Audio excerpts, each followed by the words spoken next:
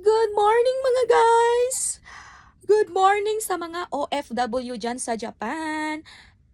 Today is I have a good news. Good news guys because Lamsam is approved. So na-approve na daw ang akong Lamsam. Ang akong refund, tax refund. So approve na ang Lamsam natin guys. So umuwi ako ng Pinas is September.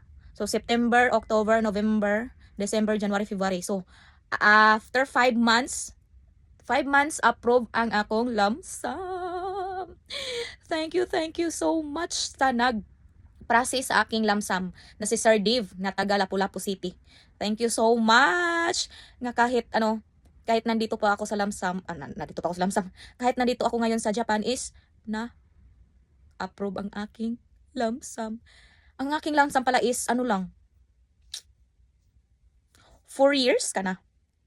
Kaysa Osaka, 3 years. Trainee. 3 years sa Osaka, tapos lumipat ako sa Nagasaki, 1 year. So 4 years. So kasi dito, lumipat na naman ako sa farming. Wala kasi akong hindi kasi ako nagbayad ng tawag dito? Ninkin. Basta yung para sa Lamsam hindi ako nagbayad dito kasi exempted ako kasi yung sahod ko lang dito is maliit yung sahod ko kaya exempted yung pagbabayad ko ng tax. Yun.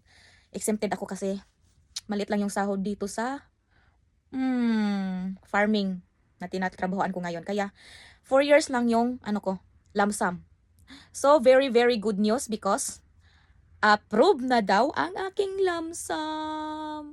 So bale, umuwi ako sa Pilipinas noong September.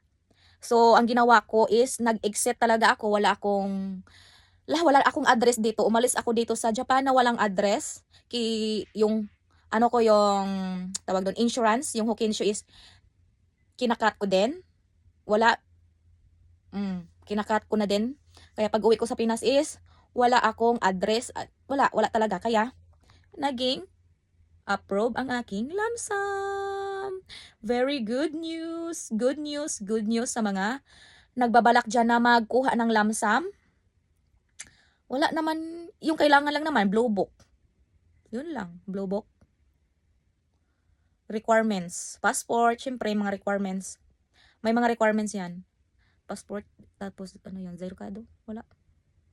Basta yung nag-process sa akin is si Sir Dev. Ito, nag-chat siya sa akin na approve ng aking Lamsam. Thank you very much. So, yun lang. At least may nakuha tayo dito sa Japan sa pagtatrabaho. 'Di ba? May nakuha tayong refund, tax refund, ganon. Thank you so much. So, share ko lang ang aking good news sa inyo. Kasi may mga kabayan tayo dito sa Japan na magpa-process din ng Lamsam. Kung ikaw ay magpa-process ng Lamsam, umuwi ka ng Pilipinas na walang address dito sa Japan. Dapat uuwi ka na for good, char. Kung babalik ka is, syempre, tutulungan ka naman ng kumiay mo.